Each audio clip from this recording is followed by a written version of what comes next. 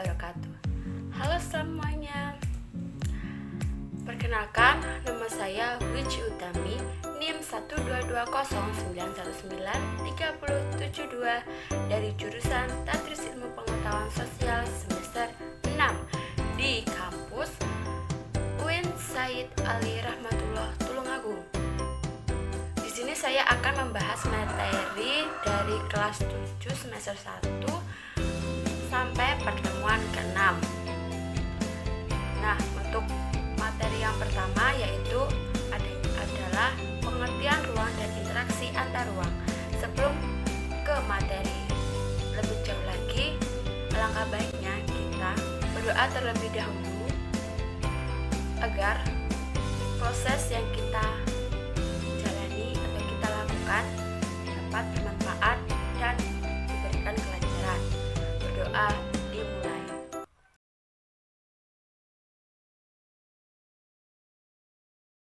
Berdoa selesai. Di sini sebelum kita ke materi pengertian ruang dan interaksi antar ruang, sebelum itu kita harus mengetahui apa sih yang disebut dengan ruang itu. Pada setiap mata pelajaran atau pada setiap materi pasti selalu ada tujuan pembelajaran untuk mengetahui apakah peserta didik itu dapat memahami atau bisa mendeskripsikan tentang materi yang telah disampaikan. Nah, di sini tujuan pembelajaran pertama yaitu materi tentang pengertian ruang dan interaksi antar ruang memiliki tujuan diharapkan yang pertama peserta didik mampu mendeskripsikan tentang konsep ruang dan interaksi antar ruang. Selanjutnya, peserta didik mampu mendeskripsikan tentang kondisi saling bergantung yang diperlukan untuk terjadinya suatu interaksi antar ruang secara berkelompok maupun secara individu. Sebelum kita ke materi yang lebih jauh lagi, kita harus mengetahui apa sih yang dimaksud dengan ruang itu. Adakah yang tahu? Ya, benar sekali. Ruang adalah tempat di permukaan bumi, baik secara keseluruhan maupun hanya sebagian yang digunakan makhluk hidup untuk tinggal. Nah, setiap ruang di permukaan bumi memiliki ciri khas tertentu yang berbeda antara satu wilayah dengan wilayah lainnya. Nah, kemudian karakteristik yang khas tersebut dapat berupa tanah, batuan, tumbuhan, dan lain-lain yang berbeda dengan tempat lainnya sehingga tidak sama persis. Nah, perbedaan karakteristik ruang tersebut menyebabkan adanya suatu interaksi antara satu dengan ruang dengan lainnya. Karena setiap ruang membutuhkan ruang lainnya untuk memenuhi kebutuhan hidup sesuai dengan kebutuhan. Contohnya saja, wilayah pegunungan umumnya merupakan penghasil sayuran, sedangkan daerah pesisir menghasilkan ikan laut. Nah, penduduk daerah pantai membutuhkan sayuran dari daerah pegunungan. Dan maka sebaliknya, penduduk dari daerah pegunungan membutuhkan ikan dari penduduk daerah pantai. Kedua wilayah kemudian saling berinteraksi melalui aktivitas perdagangan. Ruang menyebabkan interaksi antar ruang. Interaksi antar ruang itu dapat berupa pergerakan orang atau mobilitas penduduk, pergerakan barang atau energi disebut transportasi, perpindahan gagasan atau informasi disebut dengan komunikasi. Nah, di sini di dalam materi tentang interaksi antar ruang itu memiliki kondisi yang saling bergantung dan diperlukan untuk terjadinya suatu interaksi.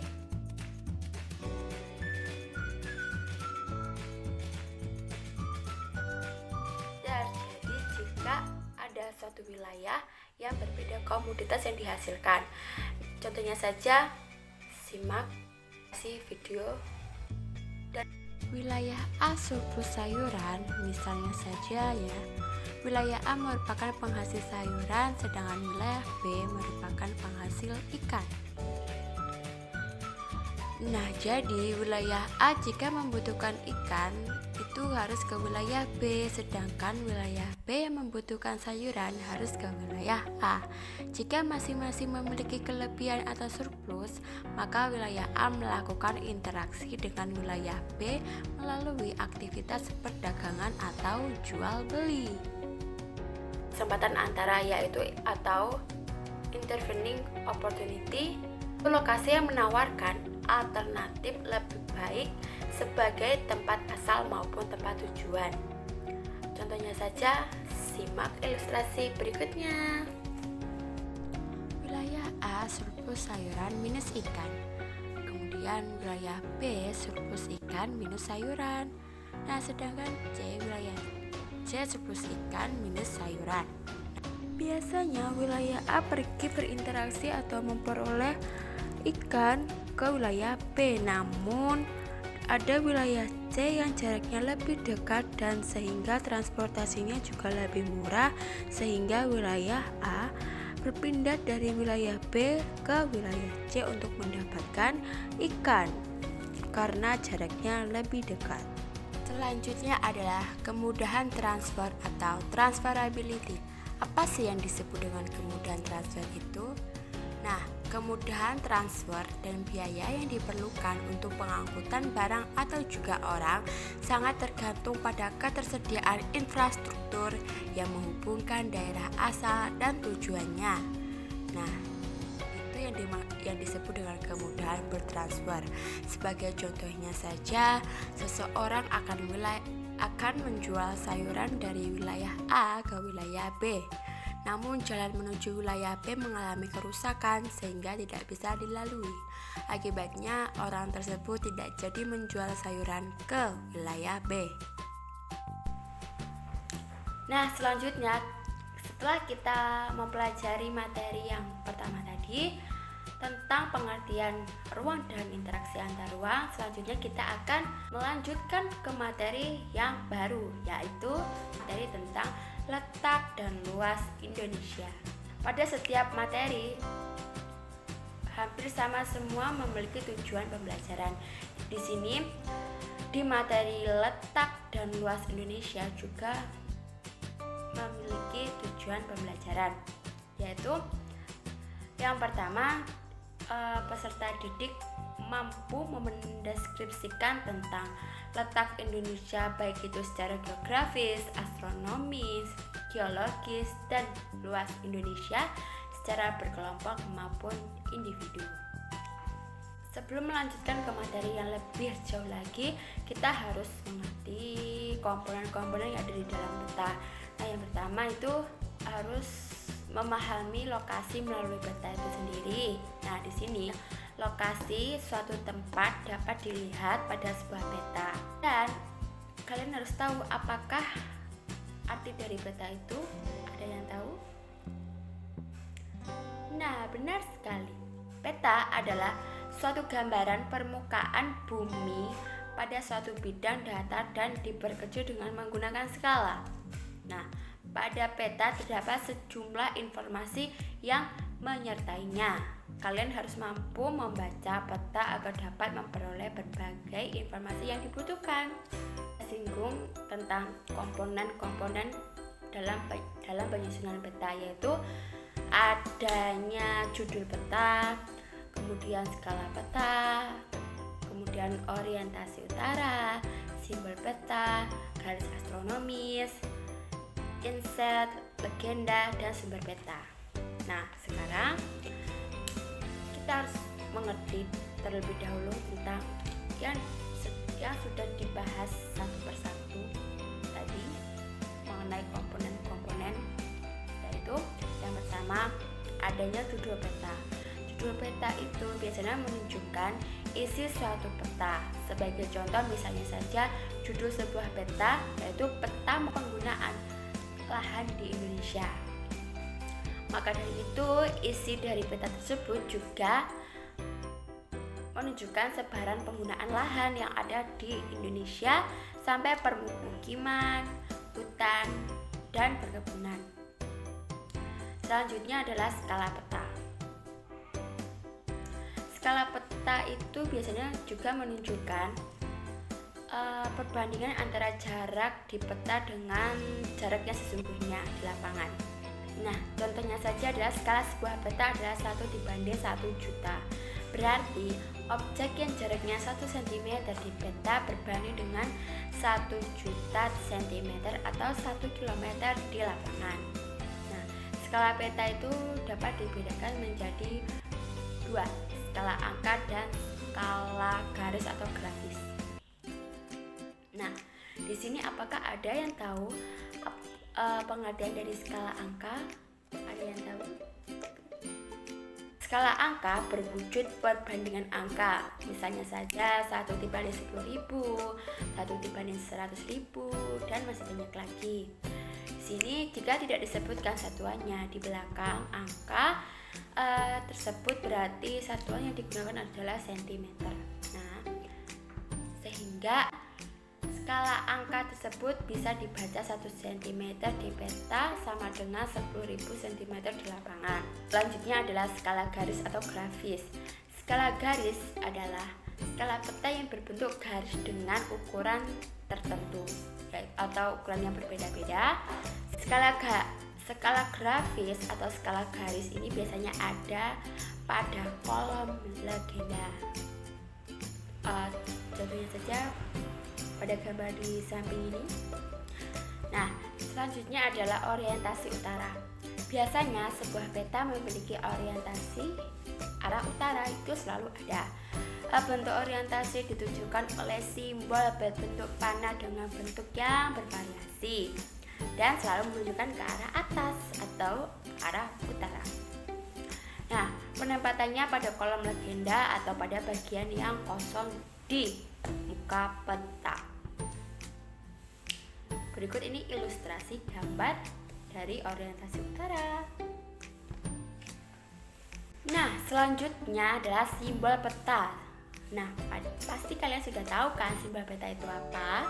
Nah, simbol peta di sini adalah suatu tanda khusus pada peta yang mewakili objek yang dipetakan atau digambarkan. Nah, tujuan simbol peta itu adalah untuk memudahkan pengguna peta dalam membaca atau memahami isi dari peta itu.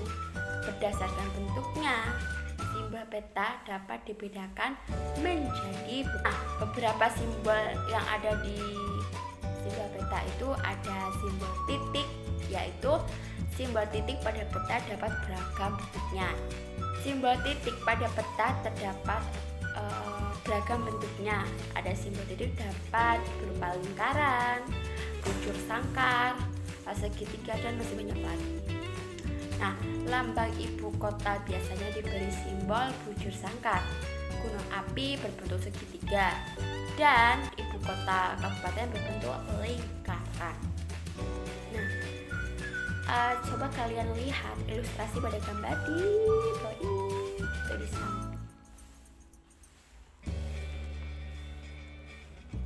Nah, di sini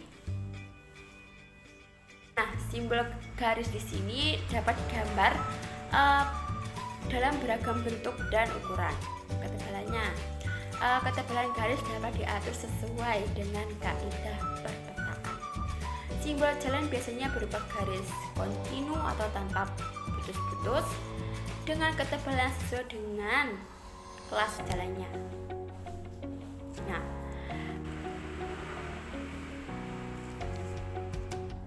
Nah, selanjutnya adalah simbol warna. Simbol warna itu biasanya digunakan pada peta dengan aturan tertentu. Tidak sembarang warna dapat digunakan untuk objek-objek tertentu pada peta. Nah, karena ada aturan perpetaan itu sendiri, misalnya saja warna perairan atau sungai, danau, dan laut itu diberi warna biru. Nah, kemudian jalan diberi warna merah dan lain-lain. Nah, warna ketinggian dan kedalaman disesuaikan dengan objeknya yang menunjukkan adanya perubahan secara teratur. Nah, Misalnya saja kedalaman laut diberi warna biru dengan tingkat perubahan yang teratur dari biru terang ke biru yang lebih gelap. Nah, selanjutnya bisa amati ilustrasi gambar berikutnya. Ini merupakan contoh dari simbol warna yang ada di dalam peta. Nah, kemudian ada simbol area. Simbol area atau objek yang digambar pada peta biasanya berupa ilustrasi dari objek yang ada di lapangan. Nah, simbol area juga memiliki aturan tertentu atau khusus dalam perpetaan ya. Nah, misalnya saja area berupa sawah itu digambarkan dalam bentuk poligon tertutup yang ada di dalamnya terdapat simbol tanaman padi. Misalnya saja contoh simbol area pada gambar berikut ini. Selanjutnya adalah garis koordinat. Nah, di sini siapa nih yang tahu apa itu garis koordinat? Nah, garis koordinat di sini merupakan garis khayal pada peta berupa koordinat peta dalam bentuk garis lintang dan garis bujur. Garis koordinat itu sangat penting pada peta karena akan menunjukkan lokasi pada peta dibanding lokasi lainnya di permukaan bumi, serta menggambarkan karakteristik suatu lokasi atau wilayah yang dipetakan. Nah, sebagai contohnya, suatu lokasi yang terletak pada lintang tropis akan memiliki karakteristik iklim tropis. Nah, itu merupakan salah satu contoh dari garis koordinat. Selanjutnya ada inset. Tahu inset? Apakah itu inset? Apa sih yang dimaksud dengan inset itu? Ada yang tahu? Inset merupakan peta kecil yang ada pada suatu peta untuk menunjukkan lokasi daerah yang dipetakan di antara lokasi lainnya yang lebih luas. Nah, itulah apa yang dimaksud dengan inset itu. Nah, selanjutnya adalah legenda. Nah, di sini legenda menunjukkan keterangan suatu objek atau semua objek yang ada atau muncul di dalam sebuah peta. Nah, pada legenda inilah seorang pembaca peta akan mengetahui tentang objek yang ada pada wilayah yang dipetakan atau dicari di dalam sebuah peta. Coba kalian lihat ilustrasi gambar di berikutnya. Merupakan salah satu contoh legenda yang ada di dalam peta. Ada jalan utama, jalan alternatif, jalan biasa, jalan tol, jalan kereta api, batas provinsi, ibu kota, terus kemudian kecamatan, rawan kemacetan, dan masih banyak lagi. Nah, yang kemudian itu adalah sumber peta. Nah, ini sudah sangat jelas bukan kalau sumber peta itu merupakan atau menunjukkan orang atau lembaga yang membuat, dan dari sumber peta inilah biasanya diperoleh informasi untuk membuat sehingga bisa dinilai kualitas peta yang dihasilkannya. Nah, itu sumber peta. Nah, kemudian selanjutnya kita benar-benar ke materi yang selanjutnya. Nah, sebelum itu kan masih menjelaskan tentang komponen-komponen yang ada di dalam peta. Nah, yaitu luas dan letak Indonesia. Letak Indonesia dapat dilihat dari 3 tinjauan, yaitu 1. Letak astronomis, 2. Letak geografis, dan 3. Letak geologis. Yang pertama adalah letak astronomis. Letak astronomis adalah letak suatu wilayah berdasarkan garis lintang dan garis bujur. Nah, garis lintang itu sendiri adalah garis khayal yang membentang secara horizontal di permukaan bumi.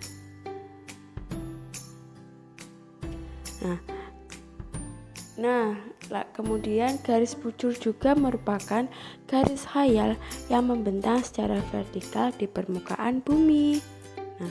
Letak astronomi Indonesia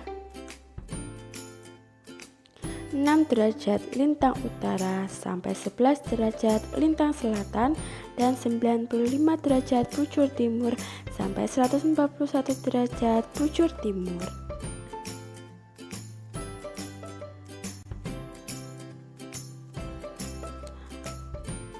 Yang kedua adalah letak geografis. Di sini, letak geografis merupakan letak suatu wilayah berdasarkan kenyataannya di permukaan bumi. Letak geografis Indonesia itu sendiri terletak di antara 2 benua dan 2 samudra, yaitu benua Asia, benua Australia, Samudra Pasifik, dan Samudra Hindia. Wilayah Indonesia terletak pada posisi silang jalur pelayaran dan perdagangan dunia. Selanjutnya adalah letak geologis Indonesia. Letak geologis merupakan letak suatu wilayah berdasarkan struktur dan komposisi batuan yang membentuk muka bumi. Letak geologis Indonesia itu sendiri terletak pada jalur pertemuan 3 lempeng, yaitu lempeng Eurasia, lempeng Pasifik, dan lempeng Hindia.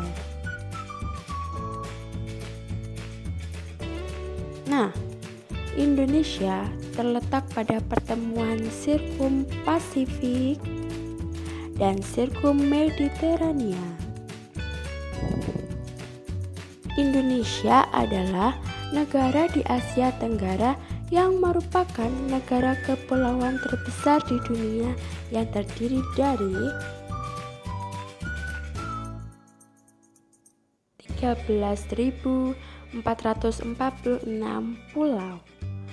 Luas wilayah daratan sekitar 1.922.570 km persegi, sedangkan luas wilayah perairan sekitar 3.257.483 km persegi. Di sini ada 5 pulau yang besar, yaitu 1. Pulau Papua yang luasnya sekitar 786.000 km persegi. Yang kedua, Pulau Kalimantan. Yang ketiga, Pulau Sumatera luas 473.000. Yang keempat, Pulau Sulawesi. Yang kelima adalah Pulau Jawa luas 174.600 km persegi. Jika dibandingkan dengan wilayah lain, maka wilayah Indonesia hampir sama dengan Amerika Serikat dan Australia. Itulah materi mengenai letak dan luas Indonesia, sehingga kita tahu berapa luas wilayah Indonesia dari wilayah daratan maupun wilayah perairan. Selanjutnya kita akan membahas ke materi yang baru lagi. Simak video pembelajaran selanjutnya. Sampai berjumpa lagi di video berikutnya. See you, bye-bye.